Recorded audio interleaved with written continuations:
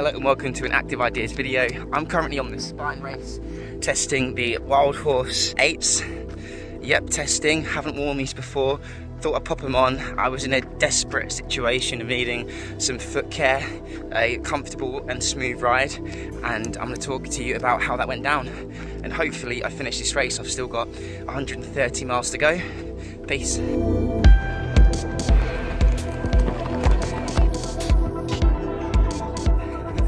So hello and welcome to Active Ideas video. We're trying to push out more shoe reviews, and this is one of my favourite shoes in 2023. It's the Nike Wildhorse 8, and this is a shoe that I quite literally tested for the first time during a 300-mile ultra. So I was doing this spine race, my legs were hurting, and I just knew that I wanted some comfort.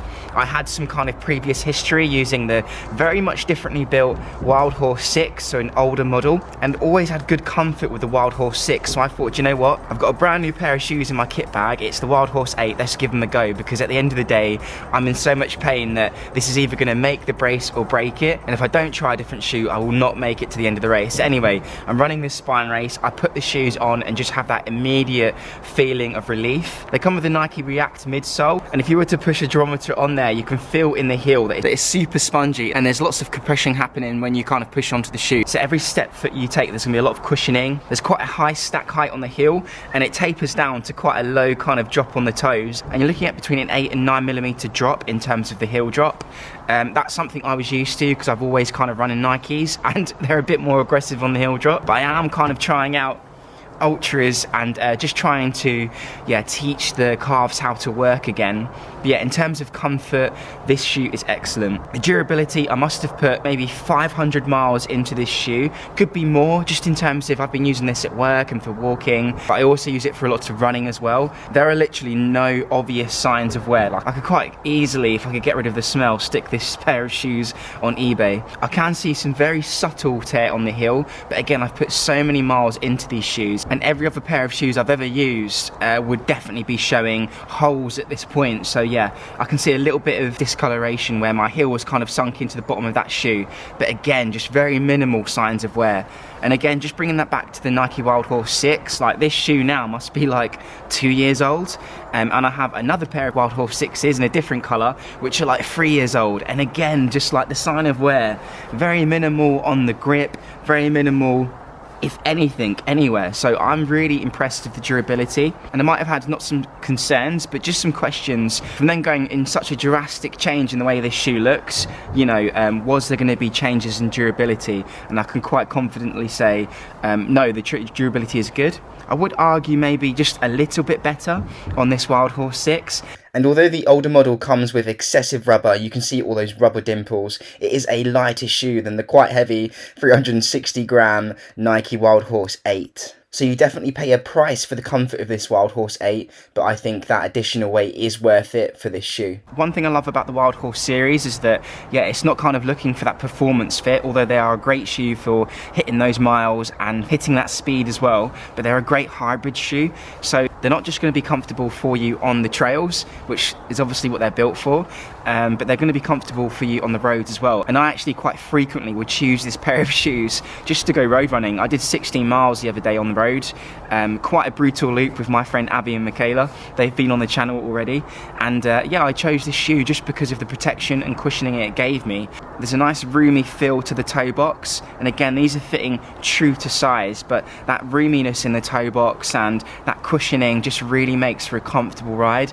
And it's been the reason that most often than not, if I'm hurt, if I'm injured, if I want that comfortable, easy, enjoyable session, I've gone for the Wildhorse 8s. So just diving into some of the design here, not the best of colours, I don't think, and I was a bit hesitant to buy this shoe when it first came out because I did prefer the black version, but it's grown on me and I do like it. On the side here you can see that they've got, this shoe was built for 50k, 50 miles, 100k and 100 miles, and what they should add is 300 miles, because again, I did use this shoe for the spine race. I do like the Nike tick here. You can see how breathable the shoe is on the front.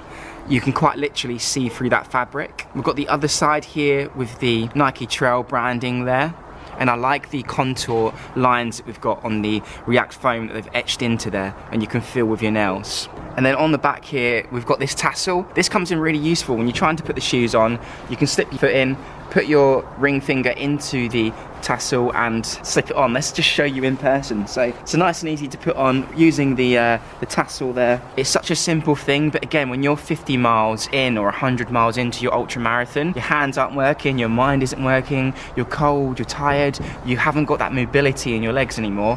Having this extra tassel to help slip the shoes on really does come in handy. So it's a great design feature for an ultra shoe, I think. In terms of the durability of the tread, we can see we've still got a lot of tread there, and again, this is like roughly 500 miles now we've put into the shoes, and they're still looking great.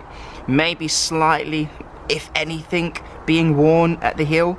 Yeah, it's really hard to tell where it's being worn, and if anything, it's minimal on all kind of aspects on the shoe, and that goes for both of the shoes as well. You can still see the texture in that bottom sole, and the fact that, yeah, it really hasn't been worn down that much, so they are definitely very durable shoes. In terms of the lugs though, I would have liked to have had them a bit deeper.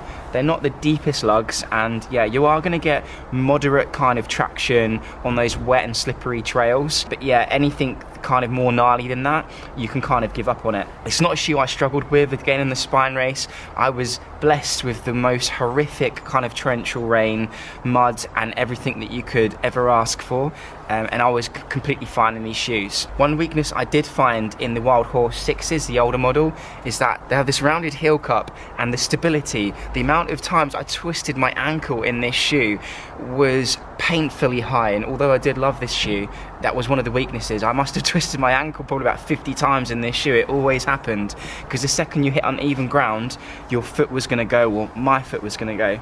I do find the stability in this shoe is a little bit better, and it might have something to do with just a bit more of a wider base in terms of the heel, the different design. Whatever they've done here, the stability is definitely working, and I'm all here for it. So to conclude this very quick review, is it still worth it? Should you buy the Wildhorse 8 by Nike, their trail shoe for long distance ultra marathon? And I think it's an absolute yes, an absolute thumbs up for me.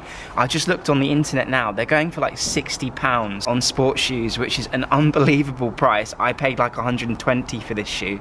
Yeah, £60, and that's without even adding a discount. So this shoe is an affordable option, it's a comfortable option, it's a shoe that if it's anything like its previous model will literally last you 2 to 3 years, and yeah, it's very comfortable, durable. That Nike React midsole is offering kind of a long-term cushioning aspect, and you're not going to have to chuck the shoe out after 50 miles or anything stupid like that. The breathability is great. You're going to be able to use these on a hot summer's day.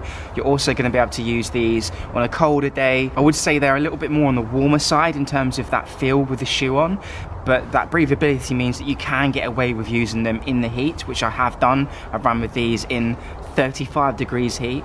But again, on those colder days with those thicker socks on, just having a bit more space in that toe box and a bit more of a thicker shoe in terms of cushioning does kind of insulate your feet from that coldness, so it's all good there. In terms of the feel and fit, there's a lot of cushioning around the heel, which is fantastic. The tongue is really nice on top of the foot. You're not going to get any of those weird aches and pains from this shoe. It's really going to kind of feel comfortable on, not just in the toes, but in the heel cup, the upper, the lower, everything about it. In terms of what athletes should buy this, I don't think it's probably your racing shoe. This is more for your people who are taking part in ultra marathon recreationally like I am. I'm looking to complete the run, and I'm looking to complete it without having a broken femur, without popping a kneecap or anything like that, and these shoes protected me. It made that kind of experience enjoyable. If you're looking to race, this shoe might just be a little bit on the heavy side, but it's not a shoe that's going to hold you back. I do feel that responsiveness in them, and yeah, I think maybe because of the cushioning, I'm more comfortable, again, even on road. I do feel comfortable pushing myself towards that kind of sub 8 minutes per mile pace. Could easily run 6 minutes per mile pace. You're starting to lose a bit of that responsiveness. I say sub 7 minutes per mile, but who's running ultras at that pace anyway? Yeah, a thumbs up from me. I hope you enjoyed this video. If you do have any questions, please leave them in the comments down below. Like, comment and subscribe, and peace out. So thanks for watching. You know the drill. Like, comment and subscribe if you can. My slogan, dreams are a step away. And remember, show compassion, show esteem, and have fun out there. Peace out.